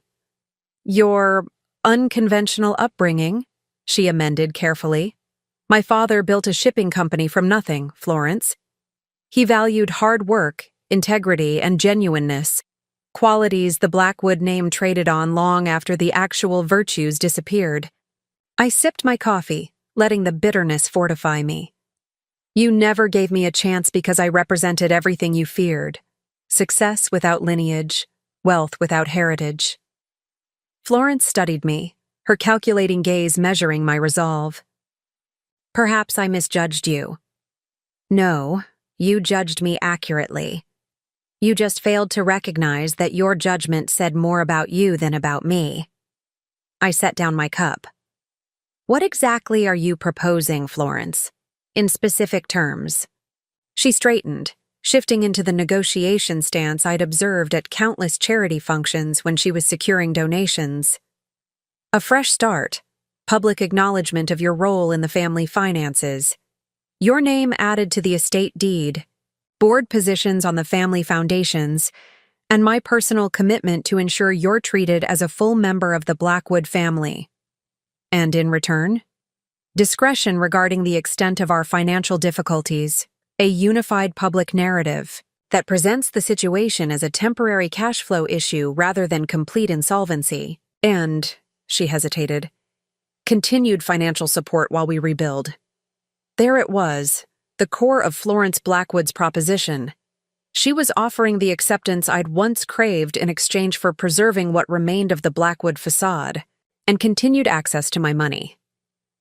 2 days ago, I might have considered it. The acknowledgement, the seat at the table, the public validation, these had been the things I'd wanted since marrying Curtis. But Florence's offer came too late, tainted, by necessity rather than genuine respect. You still don't understand, I said quietly. This was never about being accepted into the Blackwood family on your terms. It was about being respected as Curtis's wife, as a person of value regardless of my background. And you will be, Florence insisted. The circumstances have changed. Yes, they have, because now everyone knows the truth, that the illustrious Blackwood fortune is gone, that the wedding wasn't paid for by family money, but by the very person you've systematically excluded. I gathered my purse, prepared to leave. You're not offering me respect, Florence. You're offering me a transaction, my money for your grudging acknowledgement. I declined that arrangement 3 years ago when I started helping your family, and I decline it now. Florence's facade cracked, real emotion bleeding through for perhaps the first time in our relationship. What do you want from me, Kara? An apology? Fine, I apologize. But think of Curtis, of Toby. Think of what this means for them if you walk away completely. I paused, considering her words. She had finally hit upon the one argument that could reach me, the welfare of the brothers whose lives would be irrevocably altered by my decisions. I have no intention of abandoning Curtis or Toby, I said finally. But my support will come with new conditions, ones that have nothing to do with you or your approval. Florence's relief was palpable, though she tried to disguise it. Name your terms. I'm not discussing them with you, I replied, rising from my seat. My relationship with Curtis is between him and me. My financial support for Toby and Natasha is between them and me. You are no longer the gatekeeper of the Blackwood family, Florence. That role, like your social standing, was built on an illusion that no longer exists. As I walked away, leaving her stunned at the table, I felt the final pieces of my plan click into place. Florence had come seeking a compromise, but had inadvertently handed me something far more valuable: confirmation that the power dynamic had irrevocably shifted. The trap had been set long ago, baited with my money and Florence's pride. Now it had snapped shut, liberating not just me, but potentially Curtis and Toby as well, from the weight of expectations that had burdened the Blackwood name for generations. My phone was ringing before I reached the hotel lobby.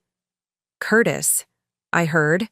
"You met with my mother," he said without preamble when I answered. "News travels fast," I replied, stepping outside into the crisp autumn air. "She called me. She's upset." I declined her offer to buy my way into the family's good graces, I said evenly. I imagine that was upsetting for her. A pause. "Can we meet? There are things we need to discuss that shouldn't be handled over the phone." I agreed to meet him at my downtown apartment, a space he'd never visited despite its existence throughout our marriage.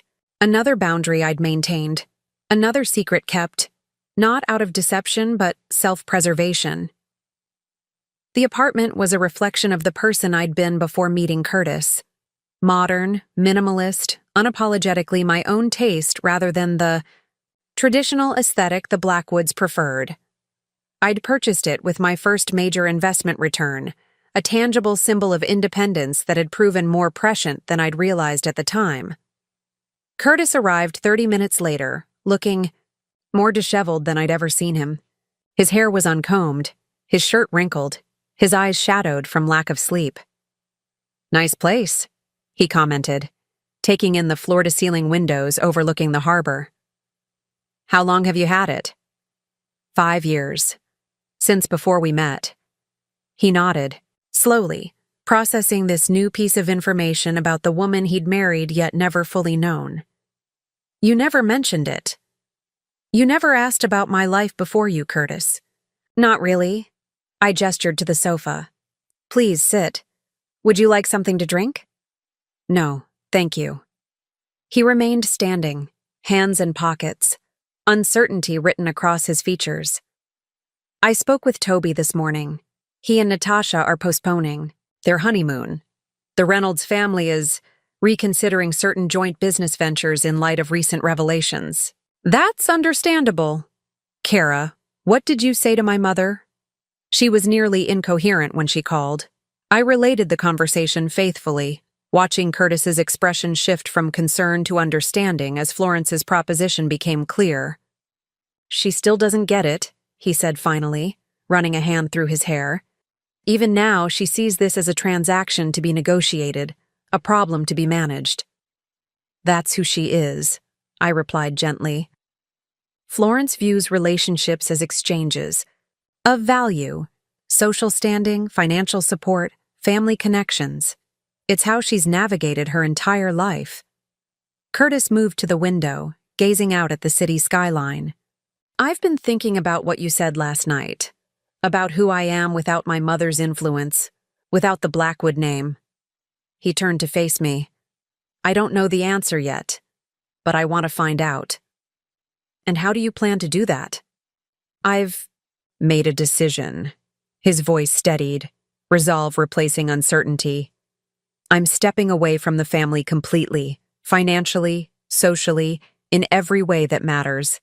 I've already spoken with my firm about taking on more environmental cases, regardless of client prestige. I've called a realtor about selling my share of the townhouse." I studied him carefully, looking for any trace of manipulation or performance. "And your mother?"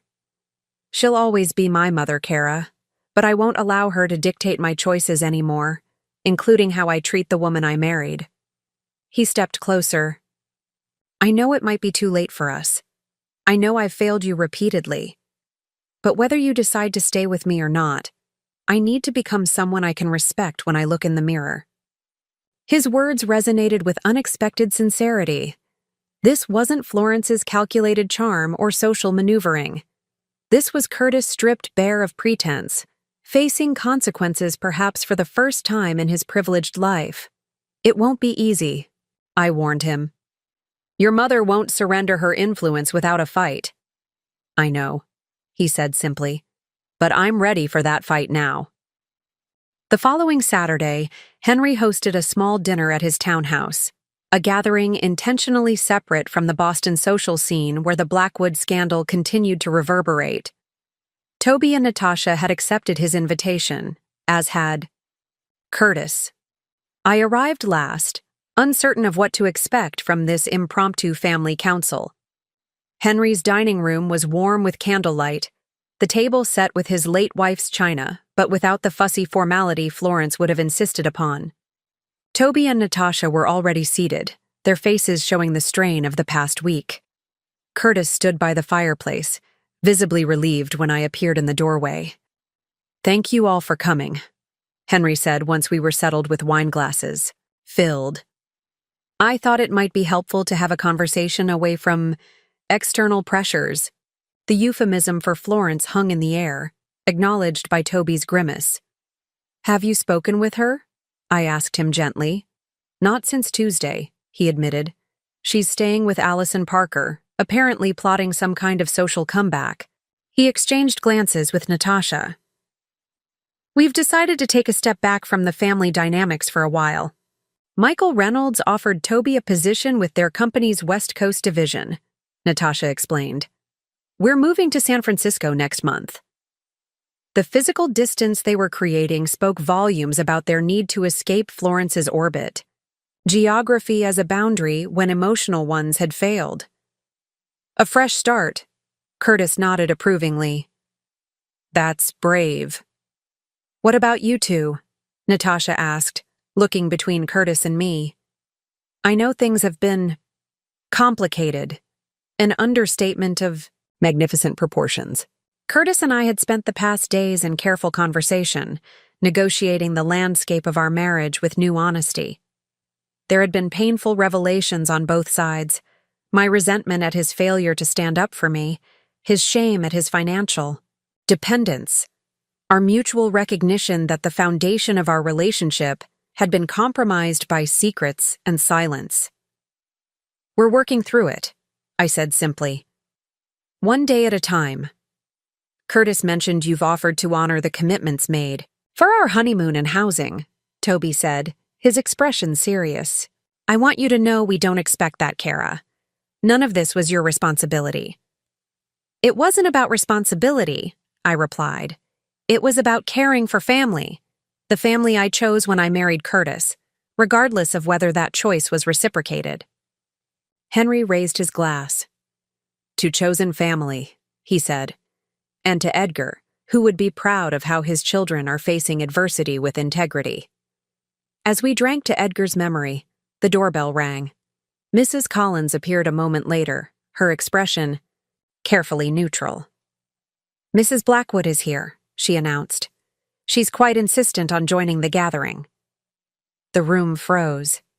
Henry looked to me, then to Curtis and Toby, silently questioning how to proceed. "Show her in," Curtis said finally. "It's time we all spoke directly."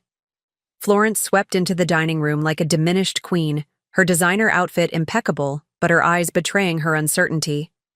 She faltered momentarily upon seeing all of us together, clearly not having anticipated a united front. "Mother," Toby acknowledged coolly. "This is unexpected. I was informed of this little gathering," she said, her gaze sliding past me to Henry. "I thought it appropriate that I be included in family discussions." "Appropriate," I repeated, the word hanging between us like a challenge. "Like excluding me from family photographs was appropriate?" Florence's facade cracked, just for a moment, revealing not the calculated social operator, but a woman suddenly confronting the consequences of her choices. For the first time, I saw fear in her eyes. Not fear of social humiliation or financial ruin, but the primal fear of losing her children. "I made a mistake," she said, the admission clearly costing her. "Several mistakes." "Yes," Curtis agreed quietly. "You did, and now we're all dealing with the fallout." Florence looked around the table, taking in the unity that had formed in her absence, a family reconfiguring itself without her at its center. In that moment, I could see the realization dawning in her eyes. Her careful manipulations, her social maneuvering, her desperate preservation of appearances had cost her the one thing she truly valued: her son's loyalty. "Please," Henry said, breaking the tense silence. "Join us, Florence." Mrs. Collins brought another place setting, positioning it pointedly at the end of the table, as far from the head as possible. Florence sat stiffly, her hands clasped before her like a shield. "We were just discussing Toby and Natasha's plans," Henry continued smoothly. "They've accepted a position in San Francisco." Florence's composure slipped. "San Francisco? But you've only just been married. Your place is here with family." "The family that lied to me about my financial situation?" Toby countered. "The family that misled my in-laws about our contribution to the wedding?" "I was protecting you," Florence insisted. "Protecting the Blackwood legacy your father worked so hard to build." "The legacy he lost?" Curtis corrected. "The legacy Kara salvaged while you pretended nothing had changed." Florence's gaze darted between her sons, looking for an ally and finding none. "Everything I've done has been for you, boys, to ensure you maintained the standing and respect the Blackwood name deserves." "And at what cost, Mother?" Curtis asked. "Your deception nearly destroyed my marriage. It's alienated Toby from his new family. All because you couldn't face the truth that the Blackwood fortune is gone, and with it, the artificial status it bought." "You don't understand," Florence protested. "In our world, perception is everything. Once people believe you've fallen, they ensure you never rise again." "Maybe that's the problem," I interjected quietly. "That world you're so desperate to remain part of. It's built on illusions. Smoke and mirrors designed to exclude anyone who values substance over appearance." Florence turned to me, her expression hardening. "Easy to say when you were born outside it. You've never understood what it means to carry a legacy, to be judged by centuries of family history rather than your own achievements." "No," I agreed. "I was judged solely by who I am and what I've built, just as Edgar was before he married into the Blackwood name." Henry nodded. "Edgar came from nothing, Florence. You seem to have forgotten that in your determination to maintain appearances." For a moment, genuine confusion crossed Florence's face. "What are you talking about?" "Edgar was a Blackwood through and through." "Edgar was born Edward Keene," Henry said gently. "A middle-class boy from Worcester who changed his name when he moved to Boston to escape his alcoholic father. He built his fortune from scratch, then leveraged it to marry into the declining Blackwood family. Your family needed his money, just as his needed your social connections." The revelation hit Florence like a physical blow. "That's not possible. Howard would have told me." Howard, her father-in-law, the patriarch who had welcomed Edgar into the family decades ago. Howard was many things, but a fool wasn't one of them, Henry continued. He recognized talent and ambition in Edgar, qualities the Blackwood line had been lacking for generations. The marriage was mutually beneficial. Edgar gained the social standing he craved, and the Blackwoods received an infusion of fresh capital and business acumen. Florence looked to Curtis and Toby, as if seeking confirmation that this was some elaborate deception. Their expressions, surprised but accepting, gave her no comfort. "You never knew," Toby realized. "All these years of judging Kara for her background, and you never knew father came from similar circumstances." "This changes nothing," Florence insisted, though her voice had lost its conviction. "The Blackwood name still carries weight in Boston society." "The weight of deception," Curtis said. "Mother, don't you see? This obsession with appearances, with status, it's destroyed us from within. Dad took financial risks he couldn't afford to maintain the lifestyle you expected. You lied to your own sons rather than admit we weren't as wealthy or established as you pretended. And you rejected Kara, the one person who actually saved our family, because she represented a truth you couldn't face." Florence sat very still, her breathing shallow, her world visibly collapsing around her. The careful construction of Blackwood prestige, the foundation of her identity for decades, was crumbling beneath the weight of revelations she couldn't control or deny. "I think," she said finally, her voice barely audible, "I need some time to process this." As she rose to leave, her legs unsteady, I felt an unexpected pang of empathy. Florence Blackwood had built her life around a fiction she believed was truth, defining her worth by a legacy as manufactured as the financial stability she'd pretended to maintain. "Florence," I called softly as she reached the door. She paused, without turning. "The invitation to join this family, the real family, not the fiction, remains open. But it has to be on terms of honesty, not appearances." She nodded once, almost imperceptibly, and departed. 2 weeks after the dinner at Henry's, I received a handwritten note requesting my presence at the Blackwood estate. Florence's elegant script offered no explanation, simply a date and time. I debated ignoring it, having said all I needed to say, but curiosity won out. What could Florence possibly want now that her carefully constructed world had collapsed? Curtis offered to accompany me, but this felt like a conversation that needed to happen woman to woman. Some reckonings couldn't be mediated or softened. The estate looked different somehow as I drove up the winding driveway, less imposing, more vulnerable. Gardens that had once been immaculately maintained showed signs of neglect, the autumn leaves unraked, the hedges slightly overgrown. A visible manifestation of Florence's diminished control. She answered the door herself rather than the housekeeper who had always performed this function. Another small but telling change.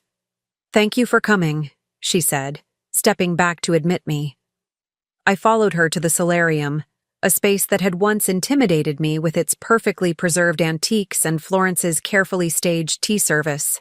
Today the room felt strangely ordinary, still beautiful but stripped of the mystique that had once made it feel like entering a museum rather than a home.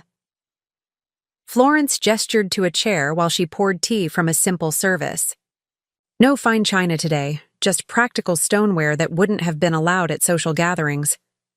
"I've been doing a great deal of thinking," she began, her voice steadier than I'd expected. "About the choices I've made, the priorities I've set." I accepted the tea without comment, waiting for her to continue. "When I married Edgar, I believed I was joining a family with an unbroken lineage of distinguished achievement. Howard, Edgar's father, or so I thought, cultivated that impression with great care." She glanced at the family portraits lining the wall, generations of Blackwoods glaring down with aristocratic disdain. Learning that Edgar himself was an outsider who had taken the name, it forces me to reevaluate everything. "Including your treatment of me," I supplied. "Yes." She met my gaze directly. "I judged you for precisely the qualities that my husband possessed: ambition, resourcefulness, an unwillingness to be constrained by circumstances of birth."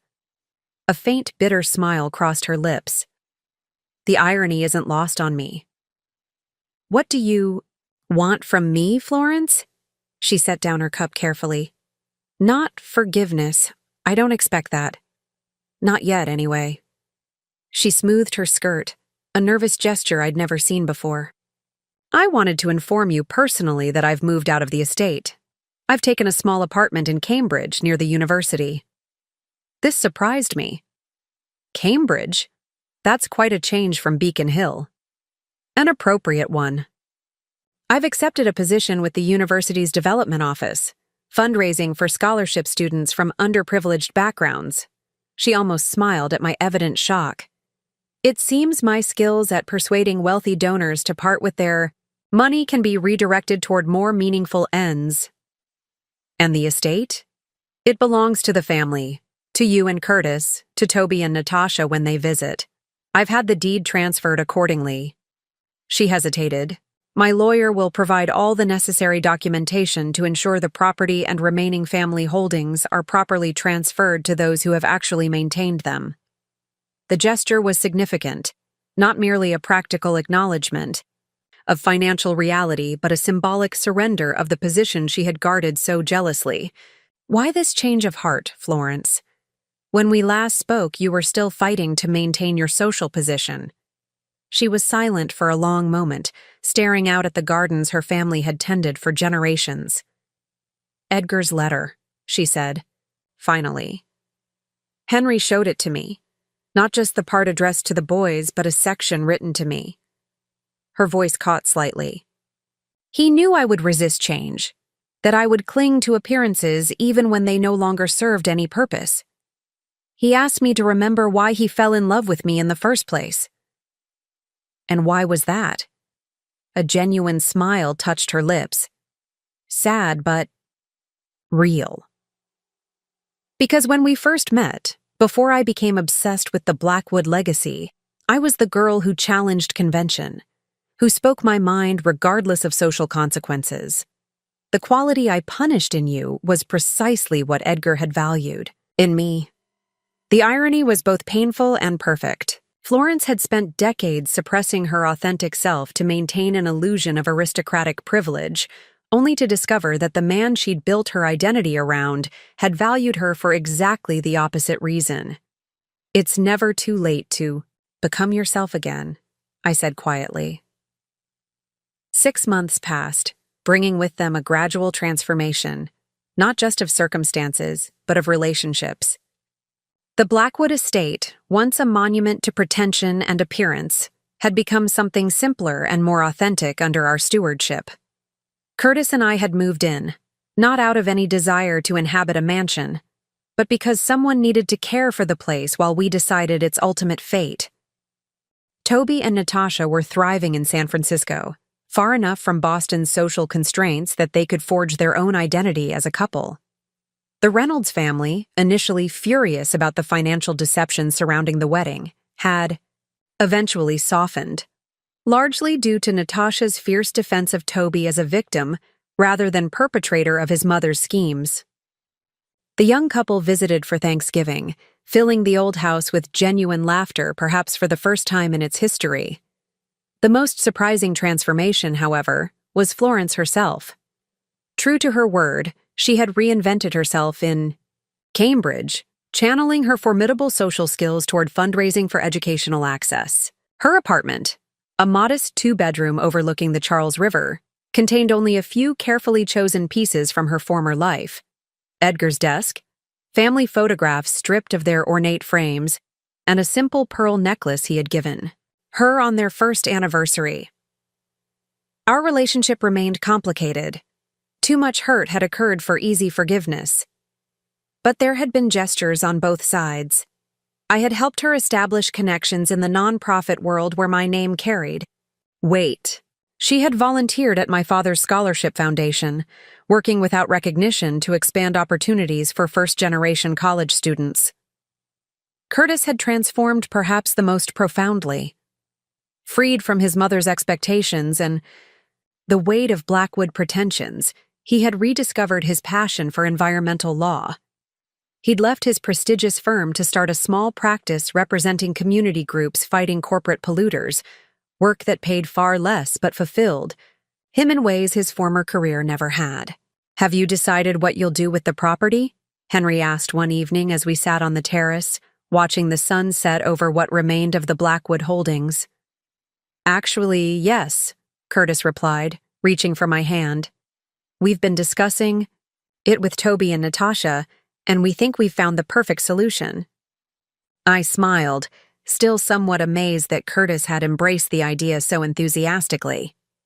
"We're converting the estate into a retreat center for first-generation professionals, a place where people from backgrounds like mine can network, learn to navigate elite spaces, and support each other in fields where they remain underrepresented." Henry's face lit up. "Edgar would have loved that." "We think so too," Curtis agreed, using the very symbol of elite exclusion to dismantle those barriers. There's a poetry to it. "And Florence?" Henry asked delicately. "She's been consulting on the project," I admitted. Her expertise in Boston's social landscape, however problematic its foundations, has been valuable in designing programs that will actually create meaningful access. We sat in companionable silence for a few moments, each lost in thoughts of how dramatically our lives had changed since that fateful wedding weekend. "You know," Henry said finally, "when Edgar asked me to look after his family, I never imagined it would involve such a complete reinvention of what family meant to all of you." "Nor did I agreed.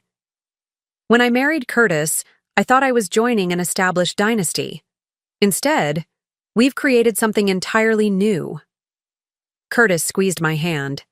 "Something better. Something real." The Blackwood name still appeared on letterhead and legal documents, but it had been transformed from a symbol of exclusive heritage to the banner of a more inclusive vision.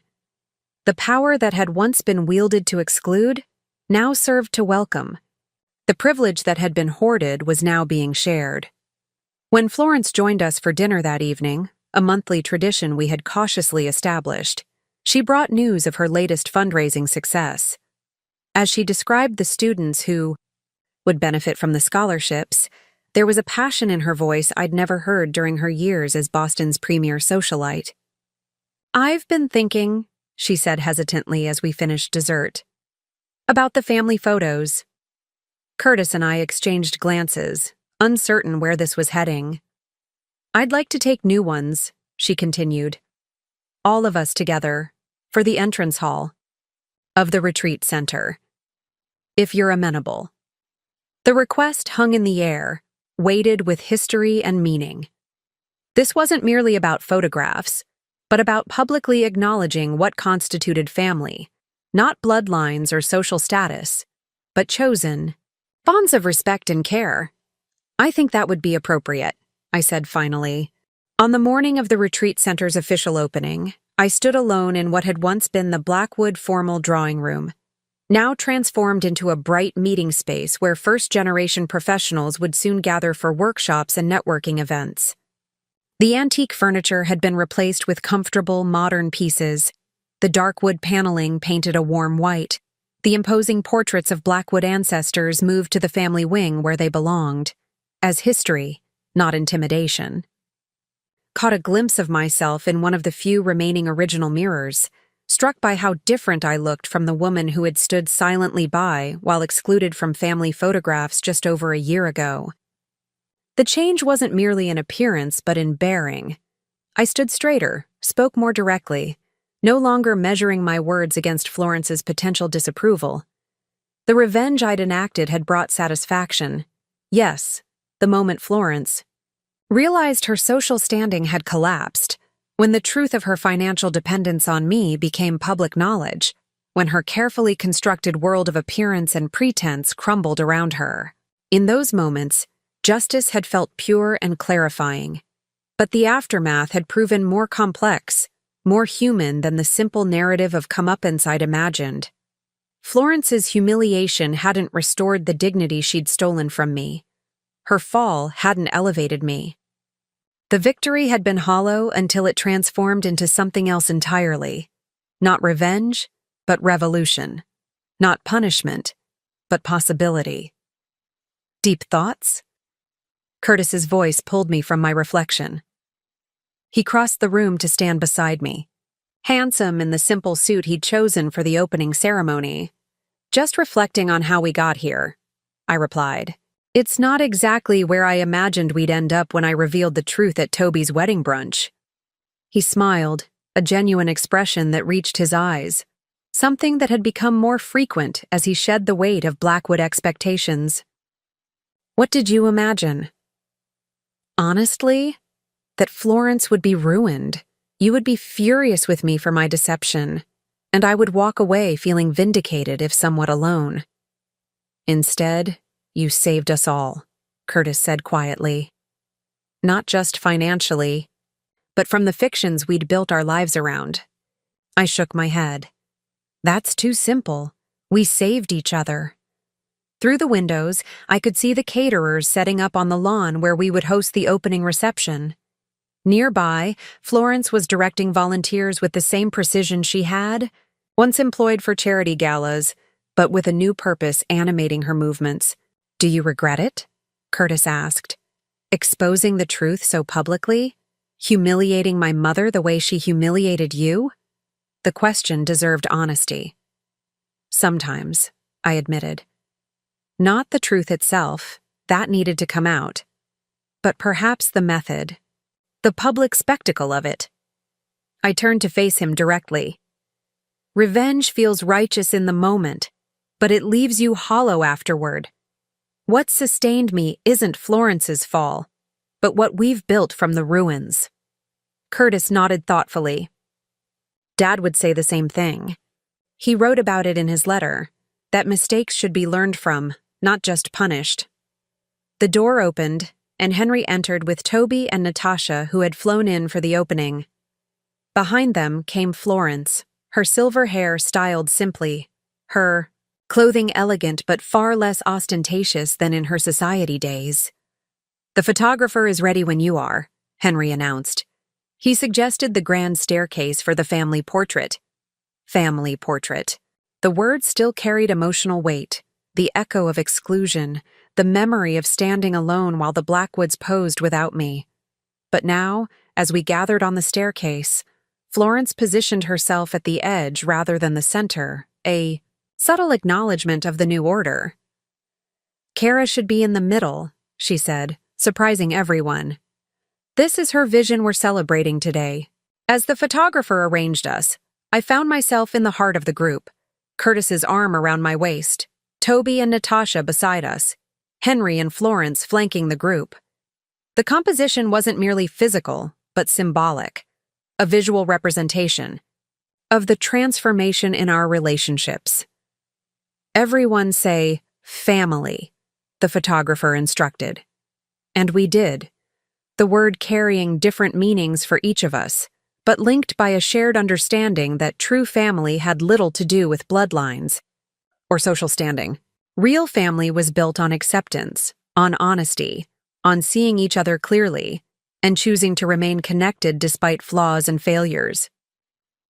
2 years after Toby and Natasha's wedding, I stood in the hospital room holding my newborn daughter, marveling at her perfect features and the surprising shock of dark hair that marked her as undeniably mine. Curtis hovered nearby, his expression a mixture of awe and terror that seemed standard for new fathers regardless of background or preparation. She's beautiful, Florence said softly from the doorway, hesitating as if unsure of her welcome despite our carefully rebuilt relationship. Come in, I invited, shifting slightly so she could see her granddaughter more clearly. Meet Edith Grace, Blackwood.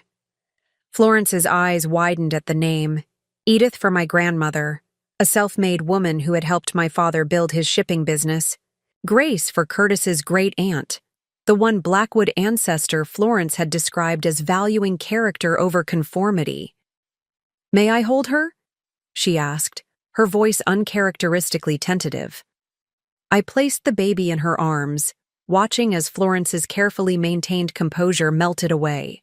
The woman who had once terrified Boston society with her rigid standards now cooed softly to an infant, completely unconcerned with how undignified it might appear. Hello, little one, she whispered. Welcome to a very unusual family. Unusual. Indeed, transformed by truth, reconstructed on a foundation of authenticity rather than appearance. The Blackwood name remained, but its meaning had changed entirely. Through the window, I could see Henry arriving, carrying an enormous stuffed bear that seemed comically at odds with his usual dignity. Toby and Natasha would arrive tomorrow, flying in from San Francisco, where they were expecting their own child in a few months. The family portrait would soon need updating. When visitors had gone and the hospital room quieted, Curtis joined me on the bed, our daughter sleeping peacefully between us. Happy? He asked, brushing a strand of hair from my face. Beyond happy, I replied truthfully, but also grateful, in an unexpected way. For what? For that moment at Toby's wedding when your mother excluded me from the photos. I smiled at his confused expression. If she hadn't pushed me past my breaking point, we might still be living that fiction.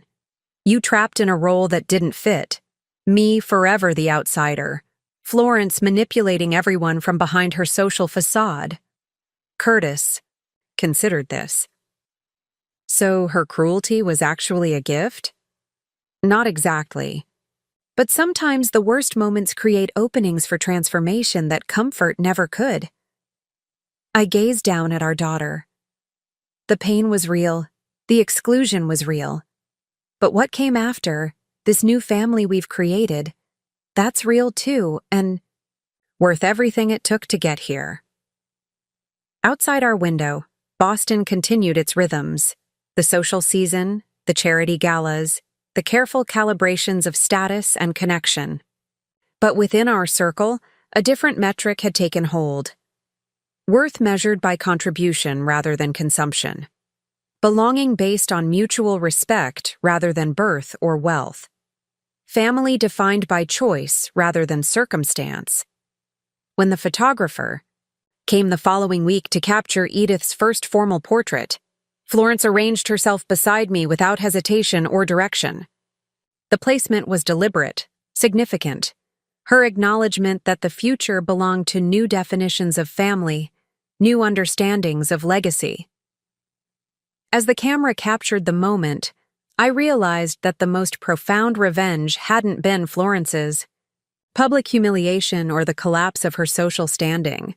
It had been this, the creation of something genuine from the ruins of pretense, something that welcomed rather than excluded, something that valued substance over appearance. The photograph would hang in the entrance of our home, not as a symbol of status, but as a reminder of transformation, of how the truth, however painful its revelation, had ultimately set us all free. Up next, you've got 2 more standout stories right on your screen. If this one hit the mark, you won't want to pass these up. Just click and check them out.